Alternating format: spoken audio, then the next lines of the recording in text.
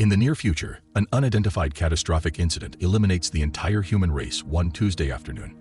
The suddenness of the event is so extreme that individuals die immediately in their current position.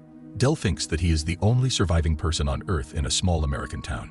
However, he has established a calm and peaceful daily routine for himself. He has taken up residence in the library, where he once worked, and takes good care of the books by organizing them neatly to preserve them.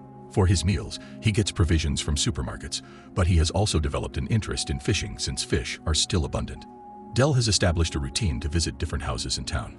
He selects a house daily, wears protective gear, and cleans it thoroughly.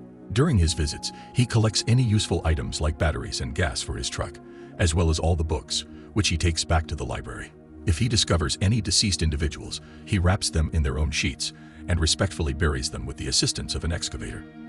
After completing his work, he marks an X in front of the house and adds it to his map. Dell retires to bed one evening after watching a classic movie, as he usually does. However, he is startled by an explosion outside, and he sees fireworks illuminating the sky. This indicates that there may be other people nearby. The following morning, Dell goes to the town to examine the area and discovers a crashed car. The driver, Grace, was unconscious due to drinking and was responsible for setting off the fireworks. Upon inspecting the vehicle, Dell finds a gun in her possession. Shortly after, Grace awakens in an unfamiliar house with a bandage on her head. She vomits before attempting to exit the room, only to discover that the door is locked. Dell is on the other side of the door, questioning her. Grace discloses that she has not encountered anyone else and is uncertain about why she is still alive. She found the gun on the road and kept it as a safety measure. Dell, who has prepared a vehicle for her, asks her to promise to wait for a count of 100 before opening the door. However, Grace fails to keep her promise and opens the door promptly, causing Dell to leave the house in a hurry. After handing over the car keys, Dell departs without heeding Grace's plea to stay. However, Grace persists and begins to trail Dell, offering assistance with the cleaning chores. Despite the potential benefits of having two pairs of hands to work with, Dell sees no reason to accept Grace's help and remains adamant. Nonetheless, Grace persists and continues to follow Dell, infusing a lively aura and sound into his life that had been absent for an extended period. Dell provides food to Grace, but he insists that she eats at a separate table and refuses to engage in small talk or speculate about the reasons behind the apocalypse. However, one evening, he silences Grace by revealing that he had already been lonely, despite being surrounded by the townspeople. Grace decides to leave as she feels she is not making any headway with Dell. However, as soon as she gets into the car to leave, Dell changes his mind and allows her to stay for a trial period. Grace joins Dell on his daily routine of cleaning houses and observes his process. It is during this time that she discovers Dell's ability to recall the names of all the deceased townspeople and whether or not they owed him any books or late fees. When it's time to bury the dead, Grace notices that Dell doesn't say anything in memory of the deceased, and she finds it cold of him. She shares with Dell that every time she found a body on the road, she would hold her breath for 10 seconds. Dell humors her by joining in and doing the same thing. Dell occasionally admits that he longs for the solitude he once had, especially when Grace talks incessantly during their grocery runs or blares music in the truck, but he doesn't insist on it. One afternoon, Grace realizes that Dell is not in the library and decides to take a look around his office. She is surprised to find that Dell has an extensive organization system for the pictures he takes from the houses. Grace finds it a little unsettling, and she is not sure what to make of it. As a result, she goes out for a bike ride to clear her head. Grace hears a sound coming from a nearby house and decides to investigate. To her surprise, she finds a dog inside that has also survived the apocalypse. She takes the dog to the library to keep as a pet, and even though Dell is not very excited about it, he still suggests some names for the dog, but they eventually just end up calling it Dog. Gradually, Dell and Grace start to develop a stronger connection with each other. They start having meals together at the same table, and Grace starts opening up about her childhood and sharing stories. However, Grace is still hesitant to put her hair up due to a scar on the back of her neck that she doesn't want Dell to see. One day, they catch Dog destroying a book, and Dell gets upset, telling Grace to clean up while he takes the dog outside. But when he tries to do so, the dog bites him. Grace helps Dell clean and stitch up the wound, but now Dell is even more annoyed by the dog's presence. Despite this, Grace continues to shower the dog with affection. The next morning, Grace wakes up and realizes that the dog is missing, despite having tied it up the night before. Dell reveals that he let the dog out to pee, but Grace is suspicious that he may have gotten rid of it.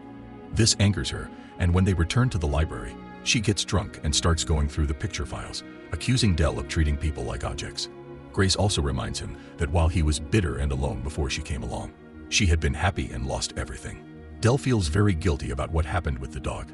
So the next day, he shows Grace his secret greenhouse and apologizes by giving her permission to take care of the plants. Del ends the trial period by letting Grace clean houses on her own, so they can cover more ground quickly. They start working together as equals, and Grace also helps with meal preparation, but she still keeps her scar hidden. In addition, she discovers a pair of walkie-talkies in a random house that will enable them to communicate even when they're apart. One afternoon, Grace discovers a house that is not marked on their map. When she enters, Del becomes very angry and confronts her, telling her she should not be there. Grace realizes that this is Del's former home, and he does not want to clean it. However, Grace convinces him to clean it with her. Del reveals that the first dead bodies he had seen were of children during recess. Cleaning his own mother's body is emotionally difficult for him, and he takes longer than 10 seconds to hold his breath as a sign of respect. Grace reveals to Del that she has feelings for him by kissing him. The next morning, Del wakes up to find himself in the bed of the house he took Grace to when they first met. Del wakes up and grabs the gun they left there. He goes downstairs and is surprised to find Grace having breakfast with two other survivors named Violet and Patrick. Grace refers to them as parents, although she does not seem entirely sure. Despite their strange cheerfulness, Violet and Patrick explain to Del that there is a community of thousands of survivors living together in California. Del never knew about this because he never thought of leaving his town to seek others, and he would have seen the signs they put up on the roads if he had. Del is angry when he finds out that Grace has been hiding the fact that there are other survivors out there. He storms out of the house and ignores Grace, who tries to explain that the people she was having breakfast with are not her real parents, but rather adults assigned to take care of her by the community.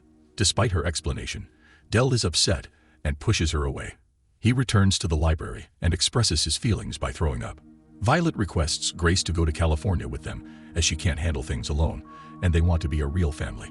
Later, Patrick comes to the library to persuade Del to join them in California, as his abilities would be useful there. He tells Del about a team of doctors that has developed new techniques to explore the intricacies of the human mind. However, Del is not interested, and Patrick leaves his address on a random book in case Del changes his mind later. A short time later, Violet and Patrick depart from the town with Grace, who weeps uncontrollably as she gazes at the scars on her new parents' necks and remembers what she is about to face in California. Del attempts to return to his previous routine, but the solitude and stillness are beginning to irritate him. Del has a dream about Grace playing old movies in the library, and it makes him realize that he was never truly alone.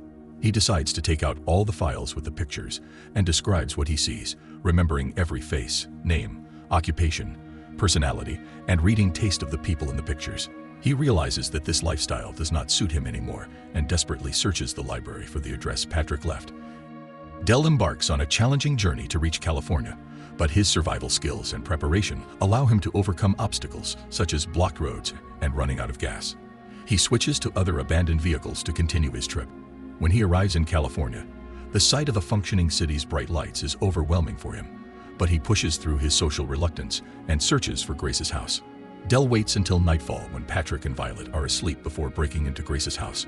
When he enters Grace's room, he finds her connected to a machine that is meant to modify her behavior so that she forgets all the trauma she has experienced since the apocalypse and the loss of her family. It turns out that everyone in the community has undergone the same treatment in order to move on and live a happy life. Del quickly apologizes to Grace for his previous behavior and helps her disconnect from the behavior modification machine. Fortunately, she is physically capable of standing up and leaving with him. As they try to leave, they come across Patrick, who tries to convince them that the system they have is the best option, but Grace shoots him with the gun.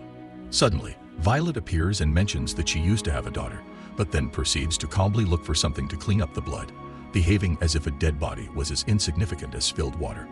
Grace and Del gather some essentials and take Grace's goldfish before leaving the town. They ignore the people on the streets who seem content with their artificially induced happiness. As they drive away, Grace confesses that she doesn't feel remorse for shooting Patrick. Del reassures her that it's okay and drives faster towards their next destination.